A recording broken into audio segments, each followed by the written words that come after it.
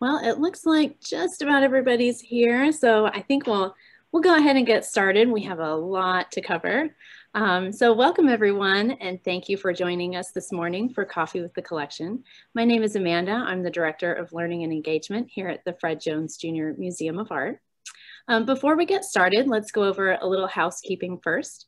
Everyone should be on mute right now, and I'd like to ask you all to keep yourselves muted so that we can hear our presenter without any distractions. But if you would like to make a comment or ask a question during the presentation, please feel free to do so using the chat feature.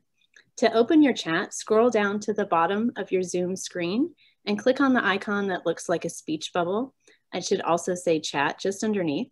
Once you click that, a window will open to the side of your screen where you'll be able to type questions and comments, and we'll circle back around to those at the end of the presentation during the Q&A. It's my pleasure today to introduce our presenter, Byron Price, who will be discussing Alfred Stieglitz's Hand of Man, as well as a brief look at a few pieces from the upcoming exhibition, Long Exposure, A Century of Pictorialism, opening on February 25th. Byron Price is our current interim director of the Fred Jones Jr. Museum of Art. He holds the Charles M. Russell Memorial Chair and is director of the Charles M. Russell Center for the Study of Art of the American West at the University of Oklahoma. From 2007 to 2018, he also served as director of the University of Oklahoma Press. Before arriving at OU, Price served as executive director of the Panhandle Plains Historical Museum in Canyon, Texas, the National Cowboy and Western Heritage Museum in Oklahoma City, and the Buffalo Bill Center of the West in Cody, Wyoming. So I'd like to invite everyone to sit back, relax, grab your cup of coffee. Hopefully you have with you the coffee secession made available especially for this program through our friends at Black Camel Coffee. And that coffee will continue to be available on their website even after the program today. But the first thing I'd like to do before I hand this over to Byron is to ask everyone a question that you can answer by typing into the chat window that I mentioned earlier. And my question for you all is, what comes to mind when you think of a pictorial photograph? Or what specific qualities do you think of that would make a photograph pictorial?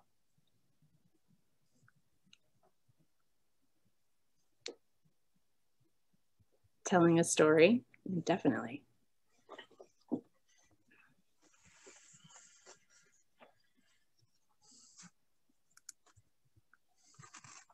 Soft edges, right? And someone says, I was not familiar with this term before the presentation, and that's totally fine. You'll know all about it by the time we're done. Some sort of etherealness, yeah, for sure.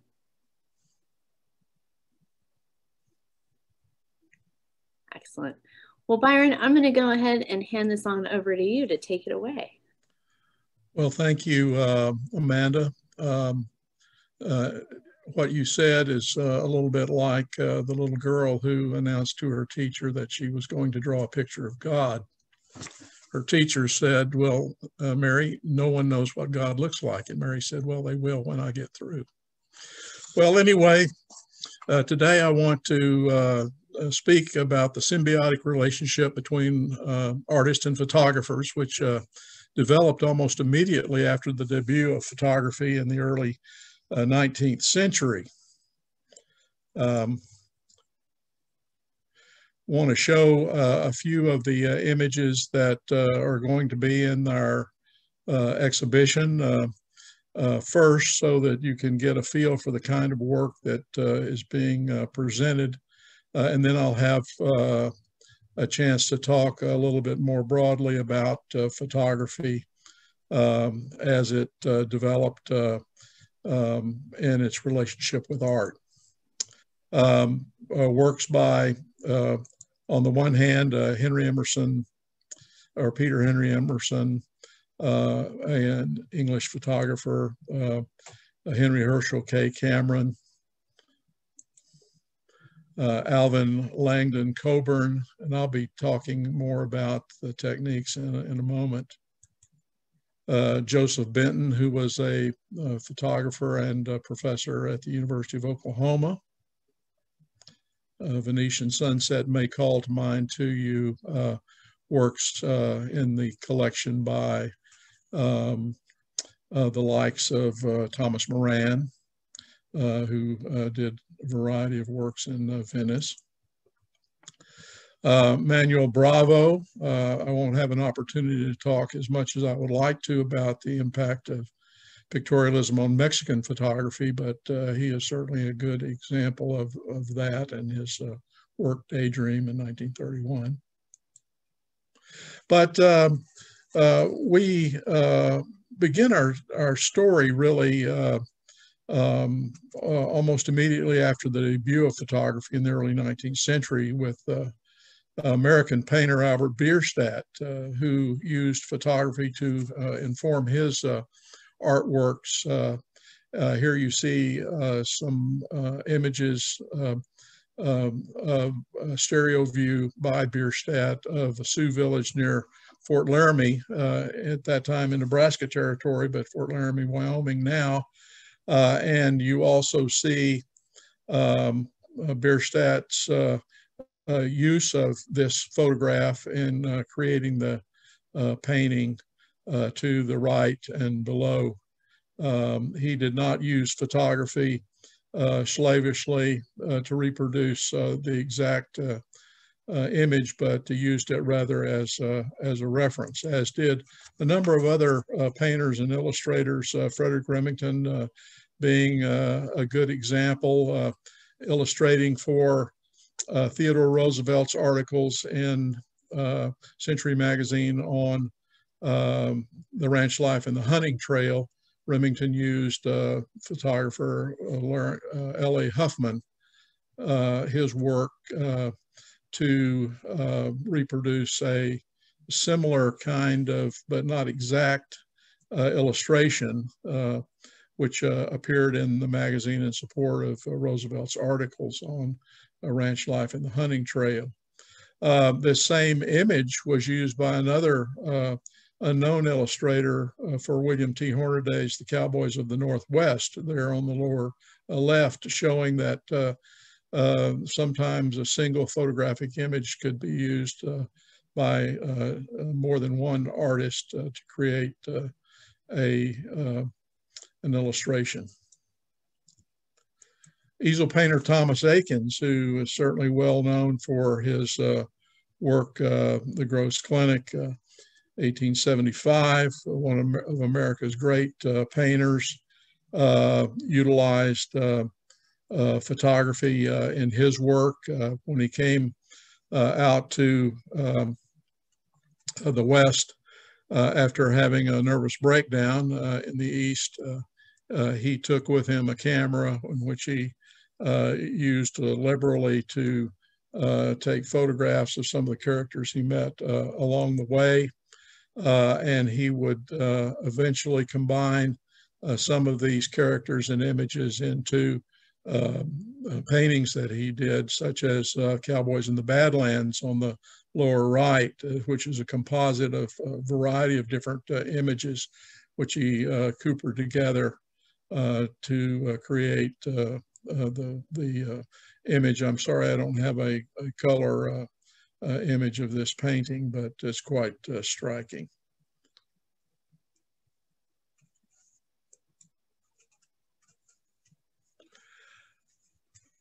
Over or beginning in the 1880s, photography underwent several decades of rapid technological change, which made the photography as a medium accessible to an ever larger audience.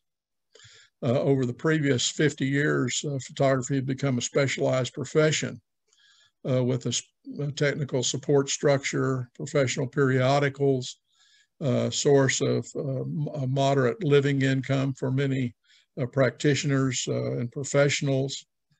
The period saw the creation of an interest in photography spanning the continent from New York to California. It had its own special interest magazines, one of the most influential being Camera Craft, which I show you here, the cover from February of 1903. The content of Camera Craft emphasized practical photography. Many of its articles were illustrated with photographs, and each one contained a photographic art print.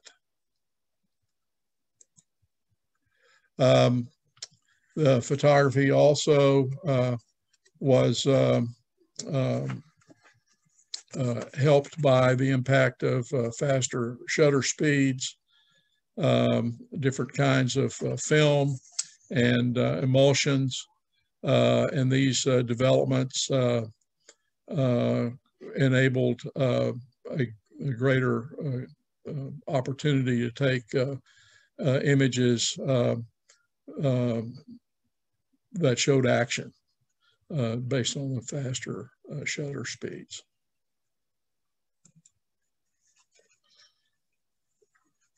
Kodak developed an amateur camera in 1888, which revolutionized the field of photography. And within just a few years, by 1890, it's estimated that the field was dominated by amateur photographers rather than professionals. The cost of photographic equipment after the coming of the Kodak camera dropped drastically.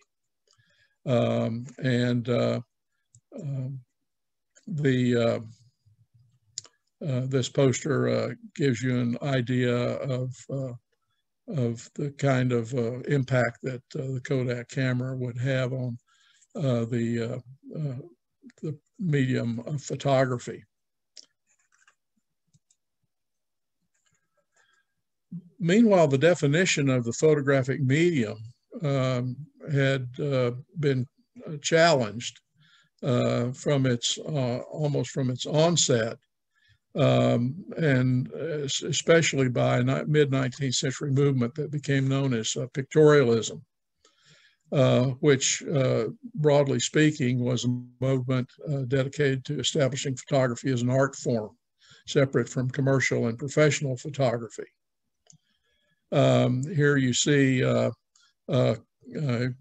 images by David Octavius Hill and Robert Adamson, among the very first photographers. They were Scots from Scotland, obviously, and began to see the artistic potential of photography and to believe that that offered a greater opportunity for artists than the typical approach to photography, which had been to and the attraction of photography, creating images that were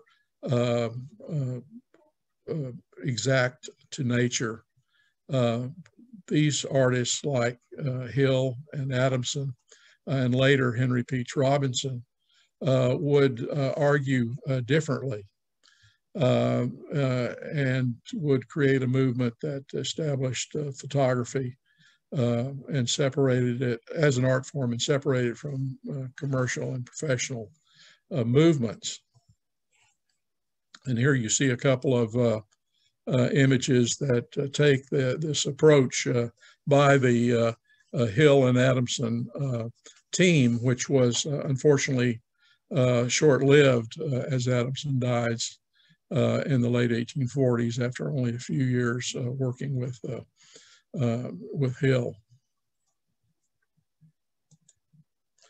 The movement took its name, pictorialism, from British artist and photographer Henry Peach Robinson's 1869 book, A Pictorial Effect in Photography. This is the first time that photography was linked with the term pictorial in connection.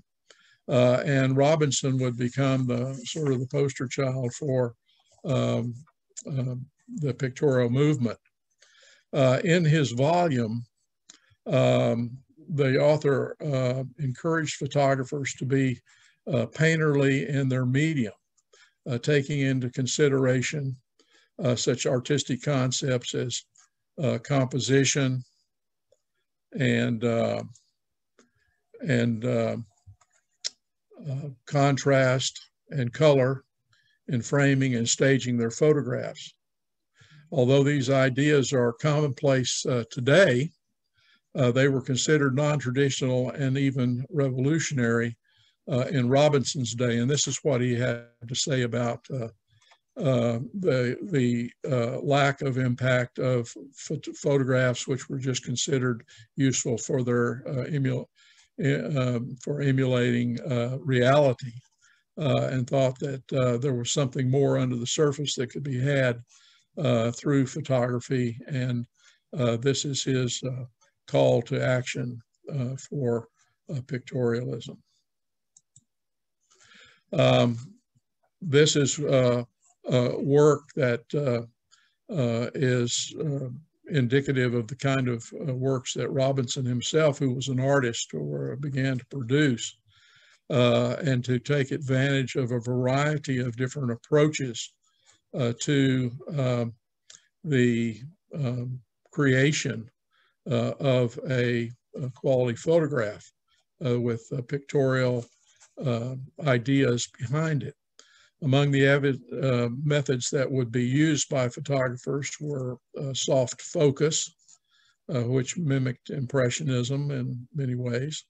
Special filters and lens coatings were utilized, as was burning, which was increasing the exposure of parts of the print, or dodging, which was decreasing the exposure in the same manner, and or cropping in the dark room. There was also eventually photographers looked to sepia toning, carbon printing, platinum printing, gum bicarbonate processing, and the altering of negatives. The usage of textured paper, for example, were all used in the effort to create a more artistic view.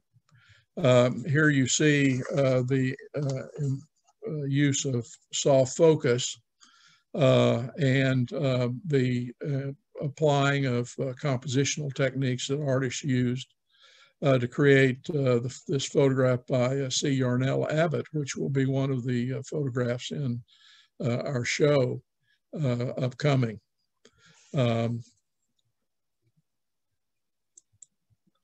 Moving back to Peach Robinson's day's work,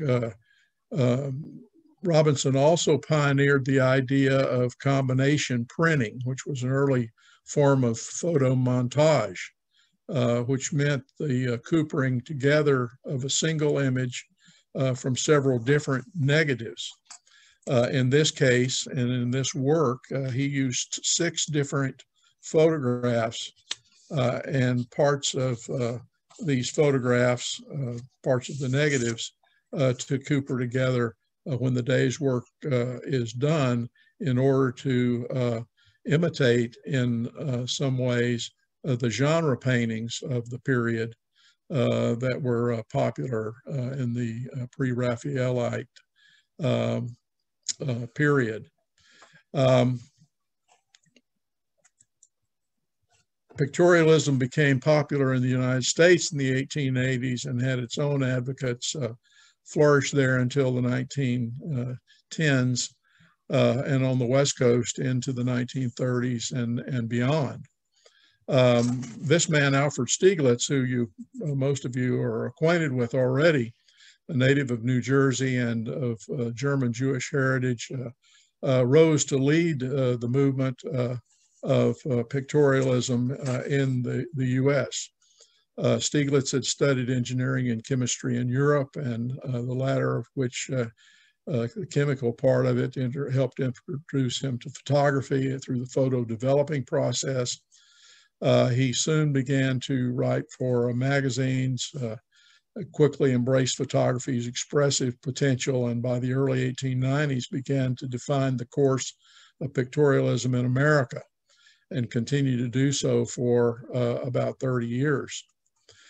He wrote for, and in 1892 became editor of the leading periodical of non-professional photography, which was called the American Amateur Photographer Journal. he began setting his own criteria for what would constitute American pictorialism and had an overreaching influence in this effort. He was a successful photographer himself. With a handheld camera, he produced some remarkable results, such as this work called The Terminal in 1892, and Winter Fifth Avenue in 1893. Two remarkable images that have pictorial qualities to them that establish these kinds of works as the sort of works that one might expect in a show of pictorialism. In 1895, Stieglitz established the American Photographic Salon based on European models as a means to abolish annual joint exhibitions of photography, where technical, cultural, and documentary photography were exhibited along with art photography. Stieglitz thought this was wrong, and he advocated steadily for a salon devoted solely to art photography. He established a lavish magazine to further his own ideas about pictorial photography.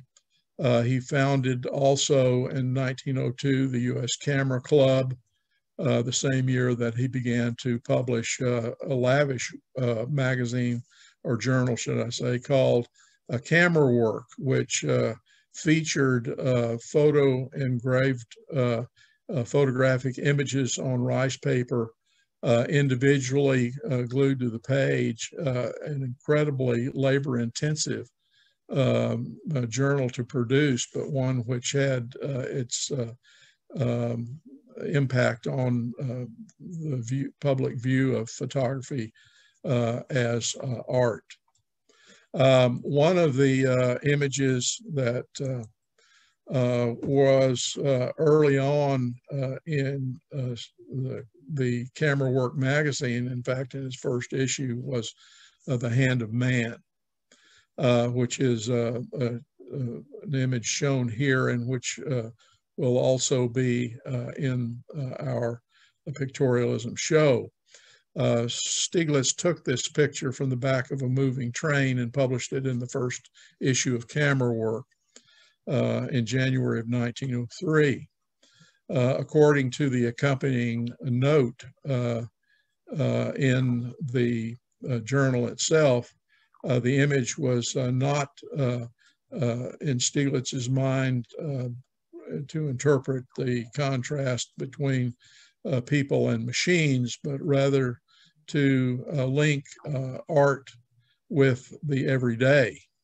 Quote, an attempt to treat pictorially a subject which enters so much into our daily lives that we are apt to lose sight of the pictorial possibilities of the commonplace, close quote.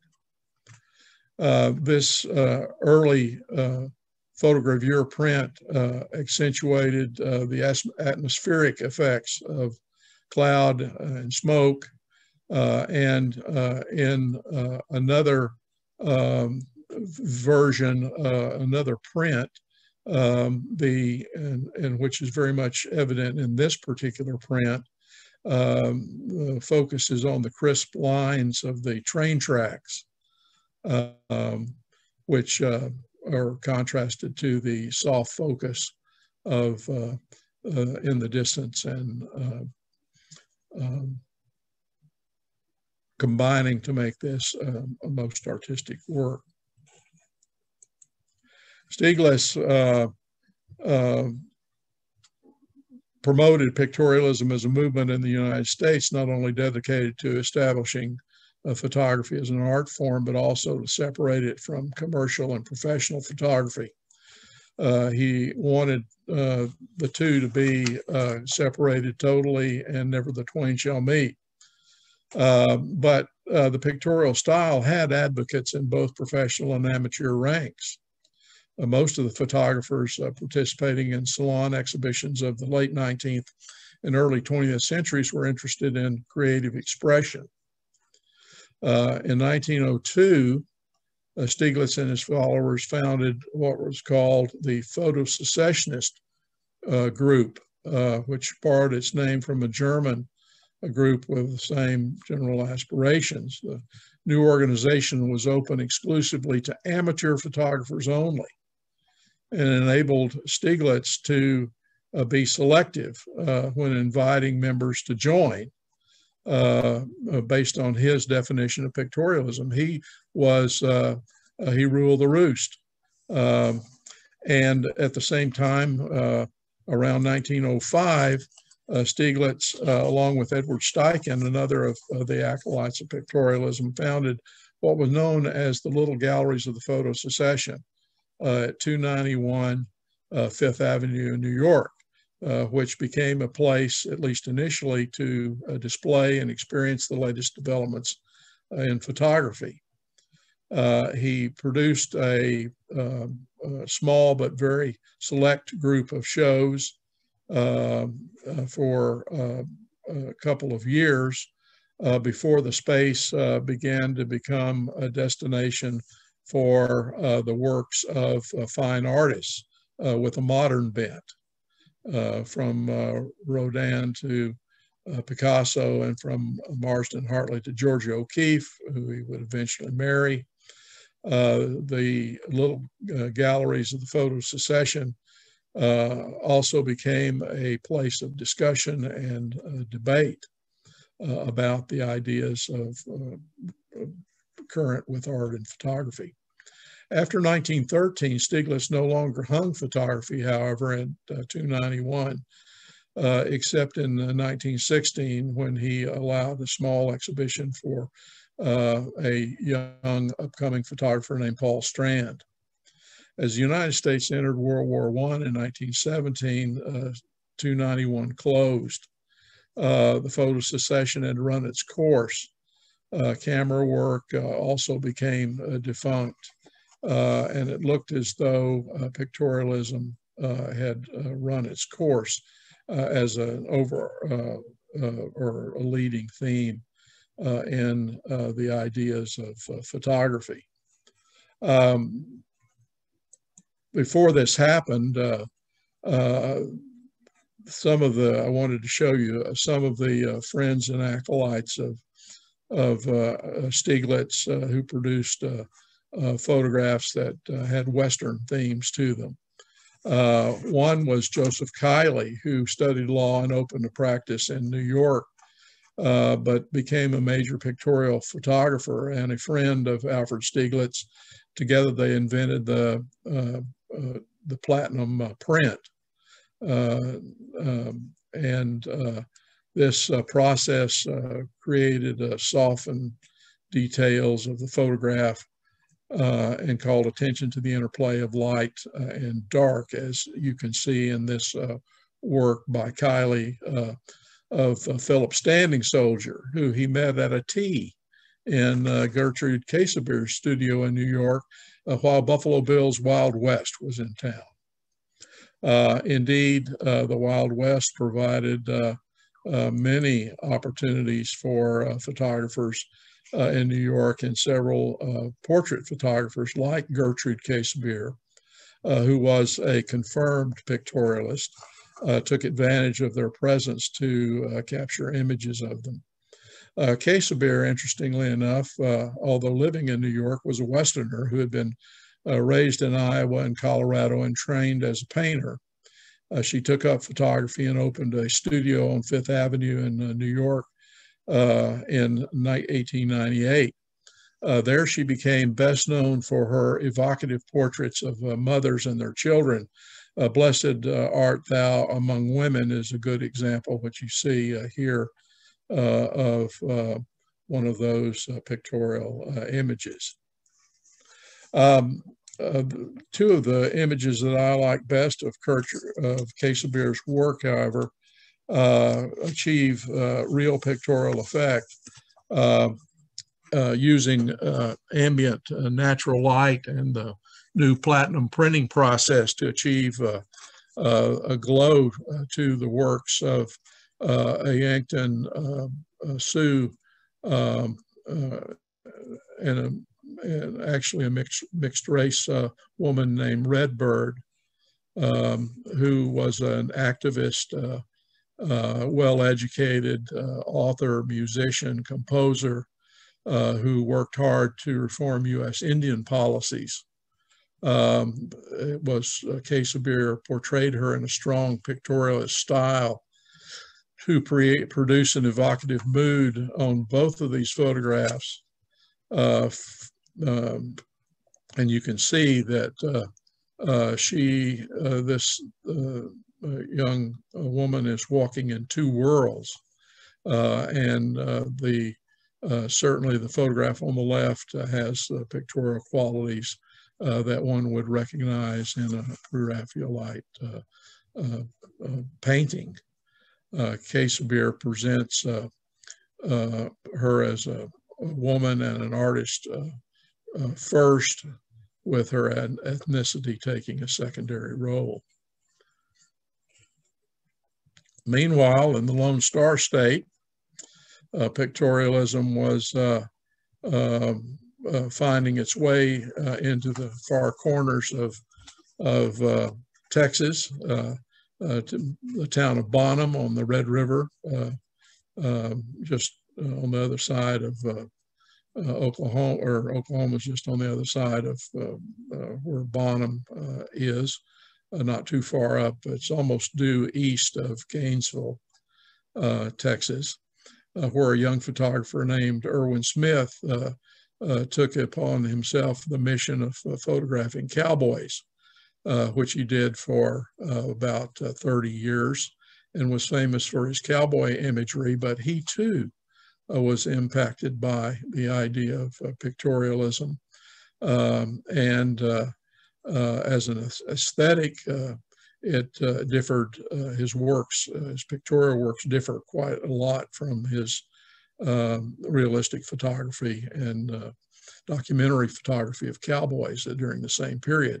And I show here his portrayal of his sister, Mary Alice Smith, in a Grecian robe about 1911, standing on the porch of their Bonham home.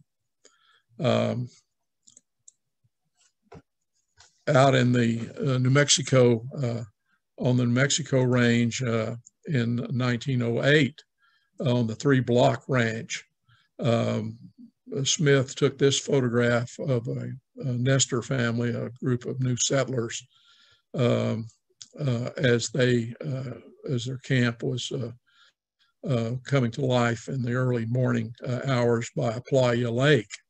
And he, unfortunately, the negative is the glass plate is scratched and or broken a bit, but nevertheless does not impact the ideas that Smith was, the pictorial ideas that are part of his approach to this particular photograph, which is quite different from most of the images that he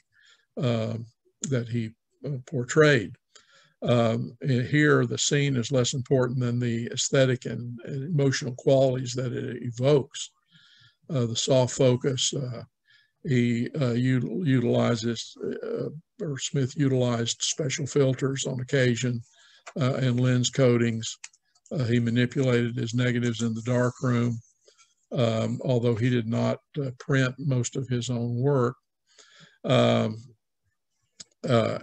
After 1898, certain rough surfaced printing papers became available and gave these helped photographers break up picture sharpness.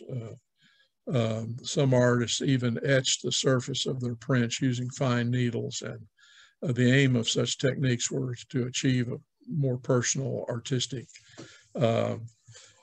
expression. Pictorialist techniques were controversial, and photographers disagreed about what qualified as good as a good photograph, and whether photography should even become or even be considered an art. These ideas were long after pictorialism had become established. They were still debating.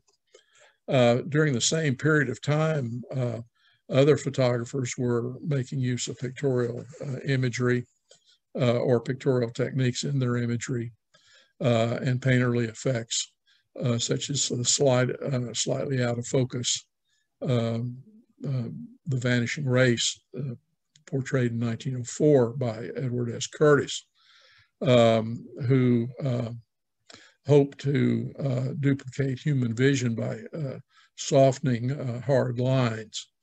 I think he softened them plenty here, so that if you're seeing this, you would want to probably want glasses to help improve your view if he was trying to duplicate human vision.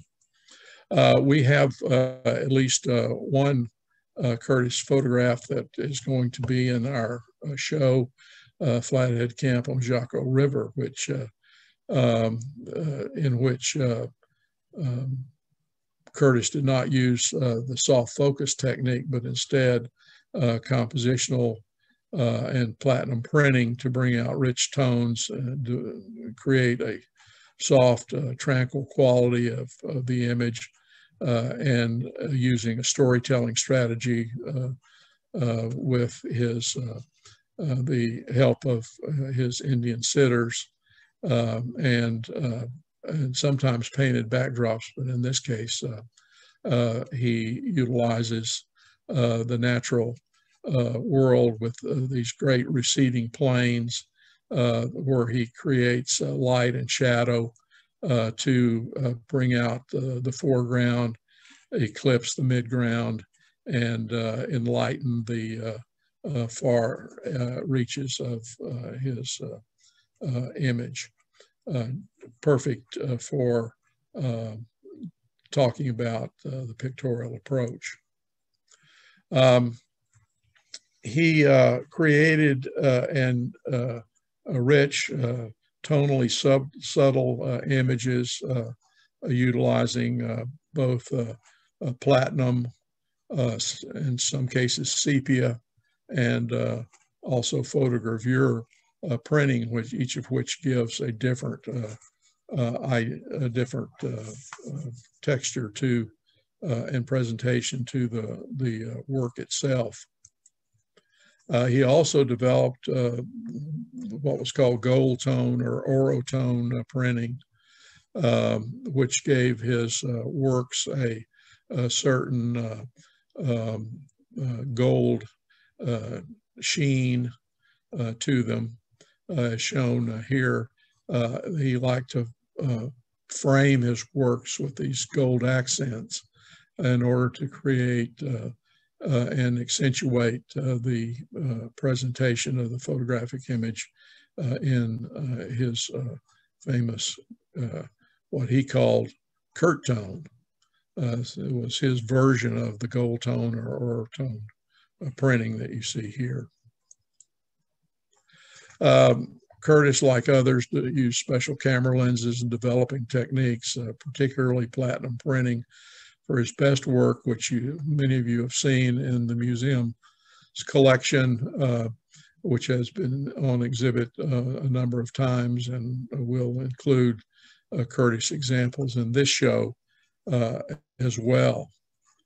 The works of the pictorialists, however, came under a lot of criticism from people who believe that photographs should look like photographs and not simply to try to imitate paintings, such as this photograph, which in the center, which emulates the Degas ballerina paintings. Such critics dislike pictorialism because it lacked definition. They called it the fuzzy wuzzy school sometimes.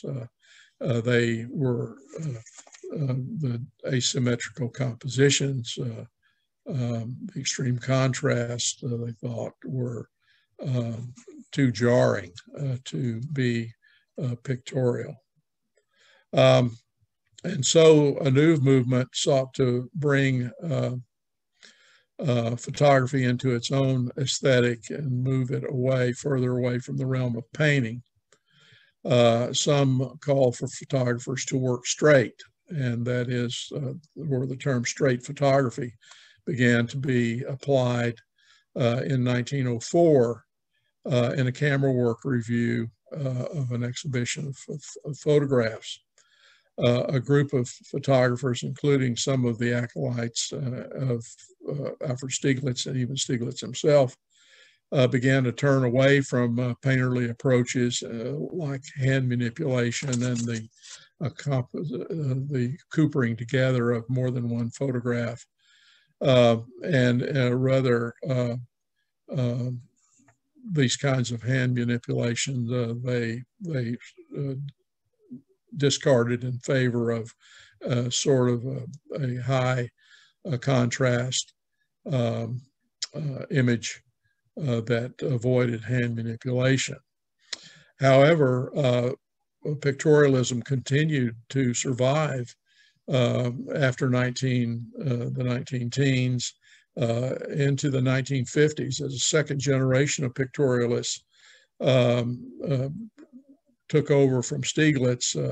They discarded they didn't like his overreaching influence and autocratic ways, and expanded his movement's original goals to embrace the field of professional and commercial photography.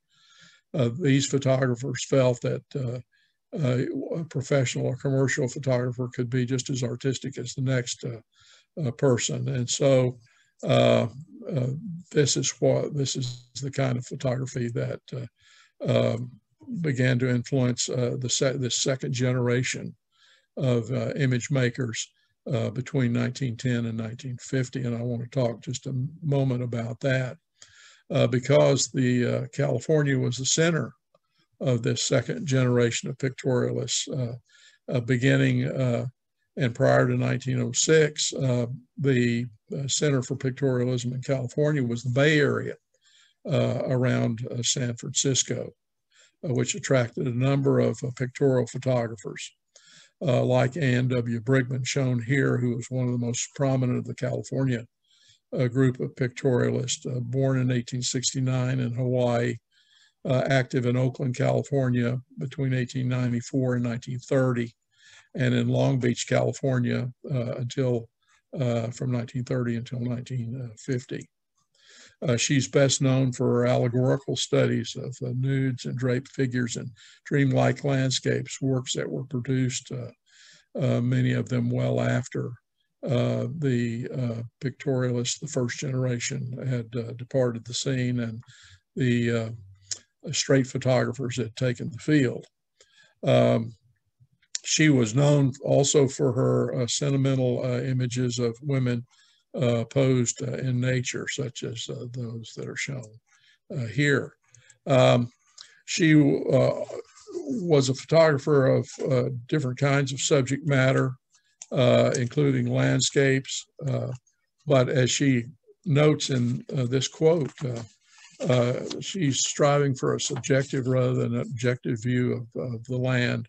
And she says it's the light and shadow on a mountain that's pictorial rather than the mountain itself.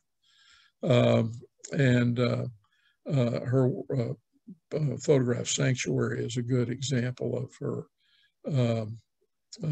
her production. She was sometimes criticized for over manipulating her negatives. She used an etching knife on her negatives to remove some unwanted elements. She initially, in 1906, joined the photo secession movement, was a friend of Alfred Stieglitz, who actively promoted her work, showed at the little galleries of the photo secession, and published her work in Camera Work in 1909. But she continued when others departed from the photo secession and pictorialism, she continued to work in that realm, sometimes being influenced by performance, that is film and dance, which would become more prominent in other pictorialist work as well. And here you see one of the works that takes into account performance. She also took portraiture, and here you see some examples of this kind of work, which she used herself, friends and family as models, and created portraits that were wonderfully accessible and highly pictorial. She dies in 1950 in California as one of the most important of the 20th century pictorialists. Pictorialism lived on and flourished in California after 1906 in Southern California, as the earthquake of 1906 really shook, if you'll pardon the pun, pictorialism to its foundations, and many of the artists moved down into Southern California. Pictorialism lived on in part because of the influence of Clarence White, who had an influential school of photography. White was born in Carlisle, Ohio in 1871. He was a self-taught photographer. Beginning in 1903, he began producing pictorial style images, showing the influence of James McNeill Whistler, John Singer Sargent, Japanese woodblock print artists, in works like the Orchard and Morning, which are typical of his work. He was a leading member of the photo secession group in 1902 and was began as an acolyte of Stieglitz, but did not follow Stieglitz into straight photography. He produced, continued to produce evocative photographs of rural landscapes and families to show and celebrate the joys and virtues of simple middle-class way of life that existed in the United States before World War II. By 1906, White was already a major figure in American photography when he moved to New York, developed a close personal and artistic relationship with Stieglitz for about 6 years, till 1912. He had many works published in camera work. He began teaching photography in 1908, founding in 1910 a summer school of photography in Maine. And then the highly successful and influential Clarence White School of Photography in New York in 1914. And his impact and that school's impact was profound for over a decade before White's death in 1925.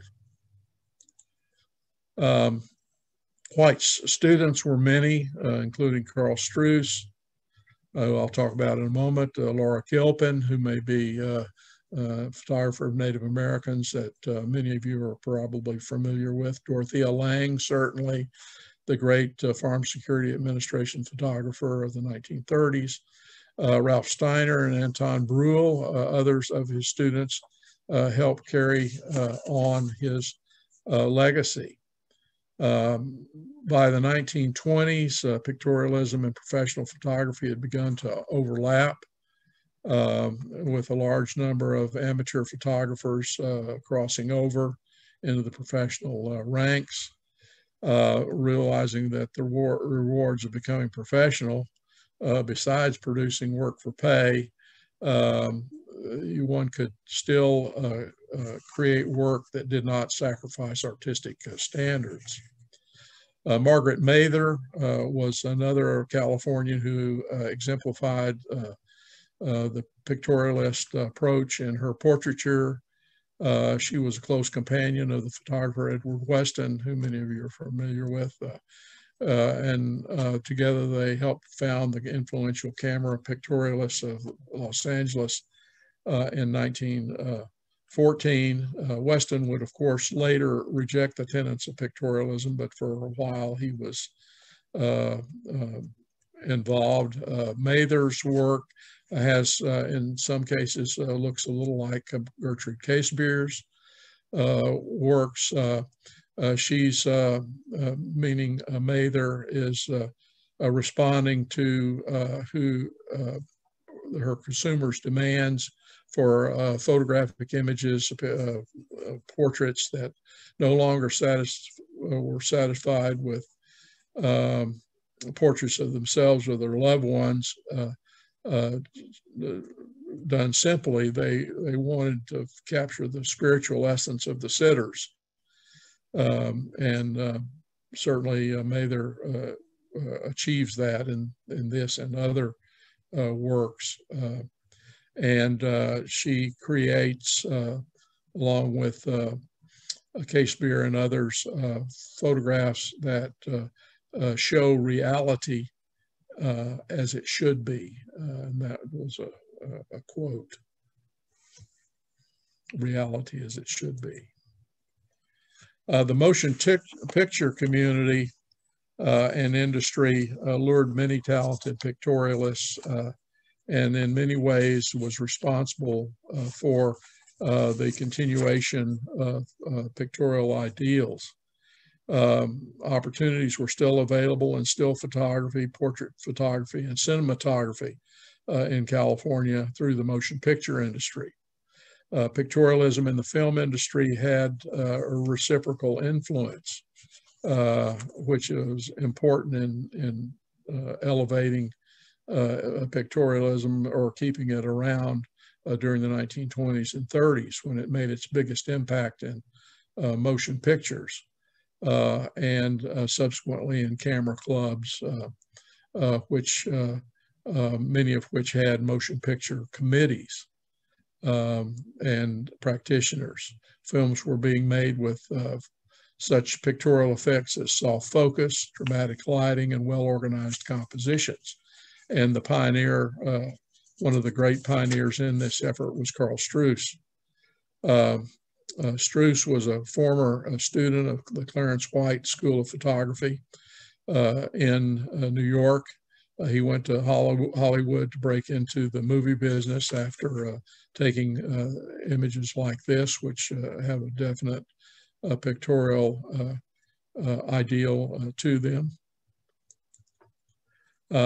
This is another Struce showing the reading room of the New York Public Library, and I wanted to add in this similar idea by Joseph Benton, another of the artists who will be in our show, Afternoon Sunshine in 1930, who uses the sort of same shafts of light in a different setting, but with the same basic purpose. And of course, Benton, as I've already mentioned, was a professor emeritus at the University of Oklahoma. But in California, Struce became adept and broke into motion pictures in 1912 with the Players Lasky Studio in New York, which hired him to do some still photographs. He became concerned from that point forward with developing new ways to make film stills more attractive, more unique, and more artistic in order to better promote the movies in which the stills came from. And that also included the promotion of the movie stars, like Gloria Swanson, shown here in her role in Male and Female, a film of 1919. He used his talents in lighting and portraiture and really revolutionized initially the still photographs and then later the films themselves. It was his instinct for capturing in a single instance what would communicate to the onlookers of these photographs something about the story's narrative and emotion. He had an eye for choosing the perfect incident, which imparted the story's emotion, and was quickly hired to work behind the camera on silent films, and we brought this same aesthetic to motion picture photography. Struce advocated a new kind of picture play, as they were known, one in which the silent film's idea could be conveyed visually rather than merely depending upon the legends or the titles that were in support of all silent films. His most notable accomplishment in cinematography was the film Sunrise, done in 1932, which is considered to be his classic. Some of the shots that he got in terms of the motion picture, of this motion picture, achieve the essence of tonalist paintings, as if one were looking through a fine layer of mist. And as he achieved this in his films by the dramatic use of lighting effects, spatial arrangement of the characters and their stage settings, the tone of the dramatic compositions. He could make stars, it was said, look as though they were part of a moving painting. And from that point on, the motion picture industry had a reciprocal effect on pictorialism. They created there was a certain theatrical character for these still photographs, which were used not only to promote the film, but to promote the stars in the film. Here you see that Struce was impacted the industry by creating a pictorial lens, which was one of his techniques for injecting pictorialism into motion pictures. Pictorial imagery and as used by Hollywood reflected drama and glamour as pictorialists in Los Angeles and in Southern California in general utilized costumes, props, movie sets, and even movie stars within the content of their artistic works. The film industry breathed new life into pictorialism. It articulated the importance of dramatic narrative, and which had a decidedly staged rather than a casual look, as I think you see in this image. But photographers made greater use of costuming, lighting, cosmetics, and set design in creating these images. And among the leaders besides Carl Struce were Fred Archer, William Mortensen, Arthur Cales. I'll show you a little, say just a word about these. Fred Archer was a pictorialist who made a living doing the titles that accompanied silent films in Universal Pictures in the 1920s and 30s. He also achieved fame taking celebrity portraits. And in this case, he took a portrait of the photographer Edward Weston, which in these sort of gold tones of reminiscent of Edward S. Curtis. you can see that very much the pictorial style which Archer used not only in his portraits but also in his film sets, which were highly fabricated and created an atmosphere that was divorced from reality.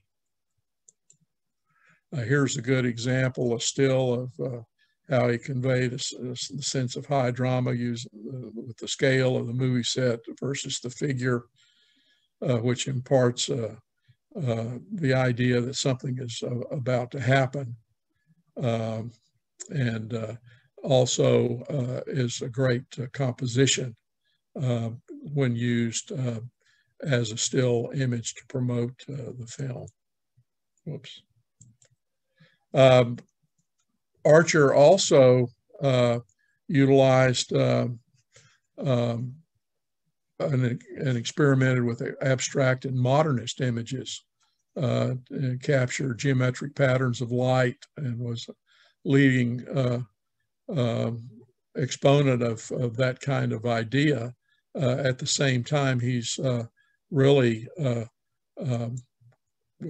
creating his greatest impact in Hollywood glamour portraits. He would later produce a book on portraiture in which he taught the average photographer, or the average commercial photographer, certainly, how to use the techniques that he used to create this idea of stars. Another artist who and photographer who became an innovative influence in Hollywood pictorialism was William Mortensen, who was famous for manipulating his negatives radically and some people thought irrationally at times.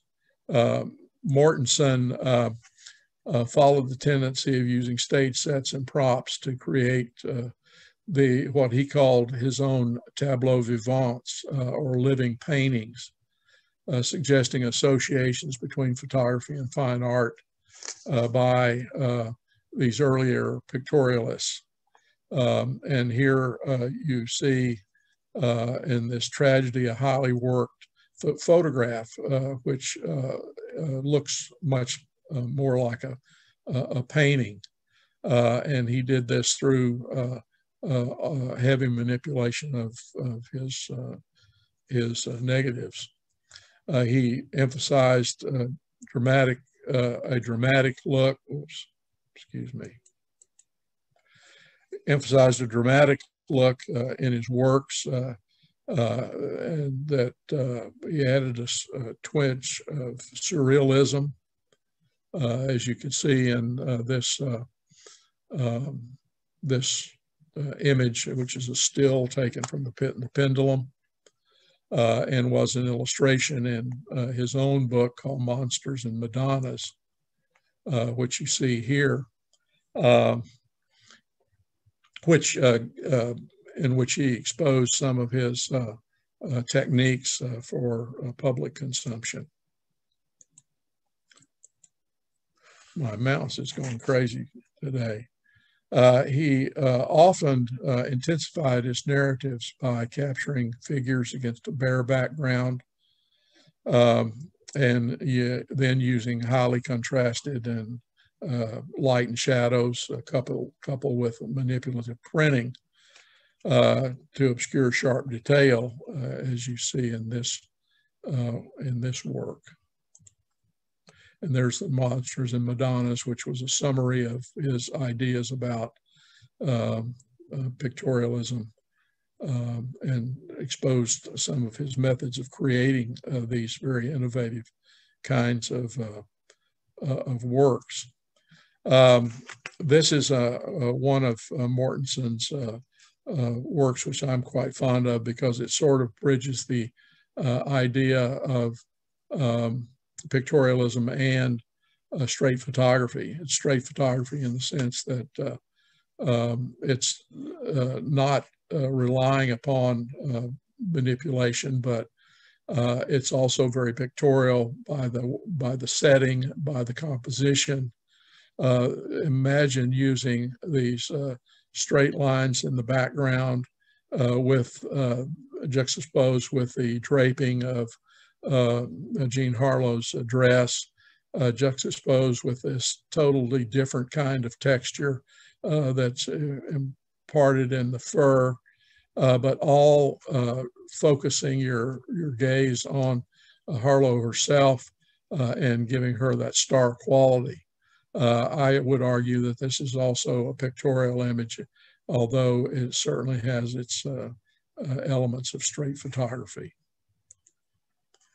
More pictorial in concept is this image by Fred Archer, or excuse me, by Henry Waxman of the actress Priscilla Dean, which was more certainly pictorial and more in the Clarence White mold, more in this realm of commercial celebrity portraiture and Hollywood glamour portraiture, which continued on into the 19-teens, 20s, and 30s. Despite some of the photographers who were working in both realms, Archer worked both in pictorial photography, but also could be a straight photographer and was a straight photographer in his approach to works like Weathered, which you can see embodies the high contrast, sharp focus, detail. What you see is what you get sort of imagery. Arthur Cales, like Mortensen and Archer in his pictorial mode, was an experimentalist in photographic media. He began as a pictorialist, born in Arizona Territory. He had a law degree from Berkeley. He lived in the Bay Area and became interested in pictorialist movement there right after 1903, but moved to Los Angeles to work in advertising, returning to California in 1917 when he took this particular work. For 14 years, beginning in 1922, Cales both took pictorialist imagery and wrote about pictorial photography in the American West in the journal Photograms of the Year.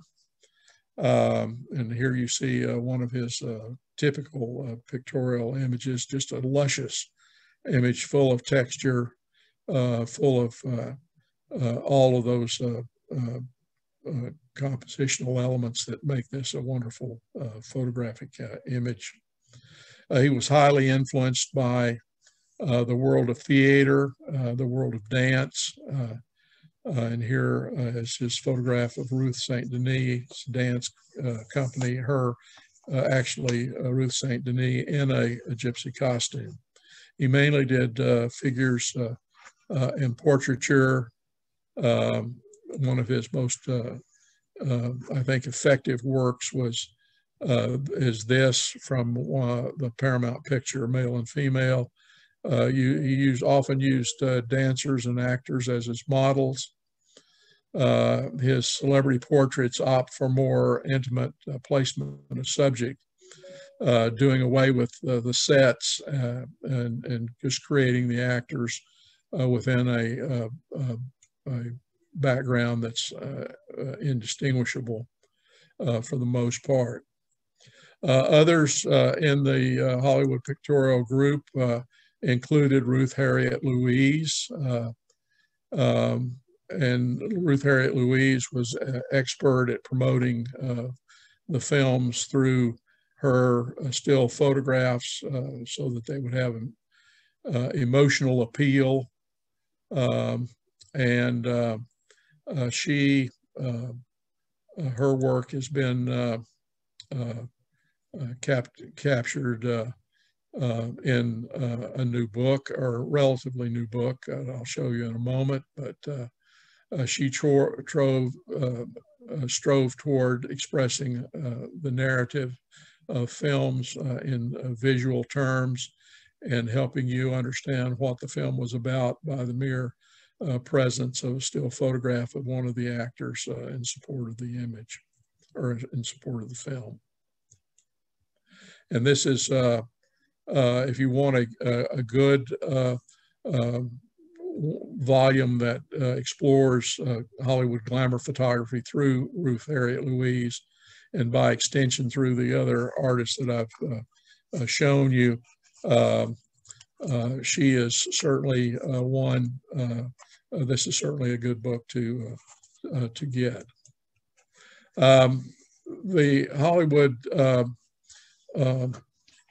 pictorial photographers developed their craft so well that they were able to create categories of characters for films that when one saw a certain pose or character in a still photograph, one could immediately understand what the film was going to be about, whether it was going to be a comedy or whether it was going to be a tragedy or other kind of a film. Particularly the female actresses or actors in the films were typecast into initially 3 categories of characters that would be portrayed in still photography to help theater goers decide which films they wanted to see, or to encourage them to come to certain films that they were interested in. And as time passed, these categories broadened, but here you see Thea Barrow, for example, in her role as Cleopatra. She's definitely promoting the film's approach.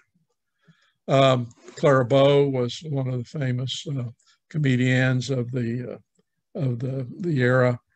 Don English, another of the photographers, still photographers who were important pictorialists of that era.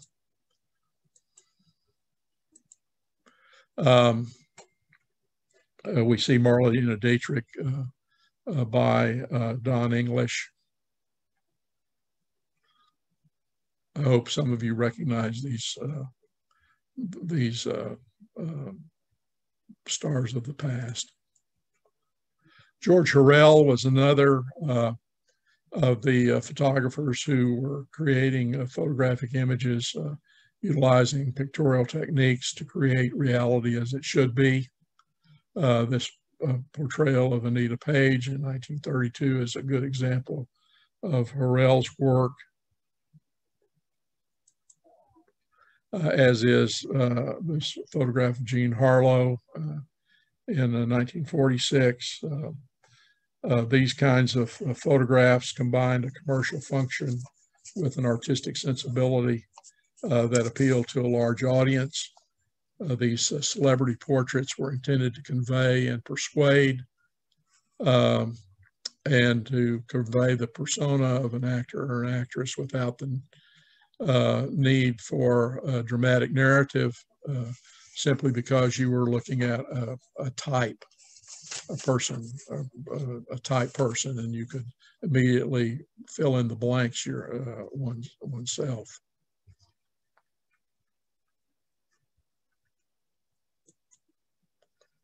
And here's Harrell with an actress, Dorothy Jordan, around 1932, setting up a shoot for the kind of photographs that we've been looking, which are photographs that are were taken to both simplify and typify, so as to present an image not of reality, but rather of reality as it should be, lives that were worth emulating. Here's Rudolph Valentino in an image that certainly promotes those two ideas, as does this image of Judy Garland. George Harrell photographed actors like Joan Crawford, Jean Harlow, Rita Hayworth, posed in elegant garments against intimate interiors in order to reflect a affluent and ideal lifestyle, which then went along with the glamour of the actors and actresses themselves. Portrait photographers mastered the art of psychology, utilizing this to sell products, or utilizing their photographs to sell products, to persuade potential buyers into becoming regular customers. They idealized images of beauty, and I suppose in this case with aligning it with smoking of cigarettes. And we come to our last photograph, which is represents the intersection of pictorial and commercial photography, and as it played on escapist attitudes of the public at large. The public wanted to forget about their everyday condition, and these photographs were part of that appeal. They reached their peak in the early 1930s when America hungered for an escape from the harsh realities of the Great Depression. And they would embrace such images as a means of escape. And this ends my presentation. I'm happy to take questions, and I may have gone too long for some of you, but I hope you've enjoyed seeing how the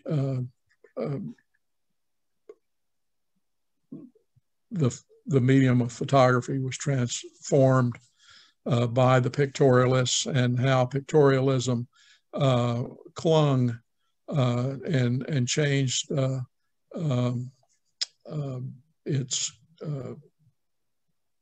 its reason for existing over around a century. And I think this is what our show is going to help tell in just a few days. Thank you. Thank you so much, Byron. Oh my God, that was a fascinating look into the history of pictorialism. And I think, you know, that all of that information really sets the stage so well for our exhibition that we have coming up. There were a few questions that came through the chat that I do want to pass along to you. So Haven asked, she said, or I'm sorry, I'm interested in the prevalence of women as targets of commercial marketing. For example, the Kodak girl, as professional photographers and as subjects of professional photographers. And what is the sociology related to that? Well, the reason that they portrayed people like young women, the mores were changing, and women were becoming more prominent in American society at large, and playing greater roles and moving into new occupations and differing, as I said, differing roles. And but the real meaning of that, those kinds of images, were to simply say that these photographs are easy enough for anybody to, you push the button, we do the rest, was their motto. And so naturally, the utilization of young people of women. They were trying to generalize on the fact that Kodak had produced a product that was useful for anybody and everybody. And then the second question that Deborah asks is, the criticism of pictorialism sounds similar to that of the Impressionists. If so, is that common to other art transitions? Oh, I think every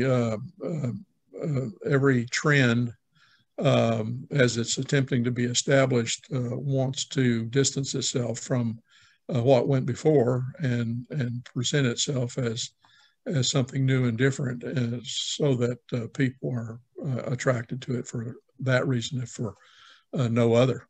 So I think that certainly, and one can't say that that there are not pictorial elements in the work of the straight photographers. Composition, for example, is not alien to either straight photography or pictorial photography. It's the creation of the motivation to create a photograph that emulates a painting that makes pictorialism pictorial, by its very name, pictorial. When the subject is taken out of art by the abstraction, then can a photograph be pictorial, or a piece of art be anything other than modern? Right. There's also a really great comment that I just want to share with you really quick from Charles, who says, he's talking about the Hollywood photos towards the end of your presentation, and mentions the prevalence of cigarettes in the photographs is revealing as an attitude of the day as opposed to that currently, which I think is a really great observation. But that was considered suave and considered grown up, and and both male and female, you see that. Right. Yeah, definitely much more glamorous than it is today, for sure. Yeah, you might note that Gary Cooper died at 61, I think, from lung cancer. I showed him with his cigarette. So, right. Enough said. Definitely.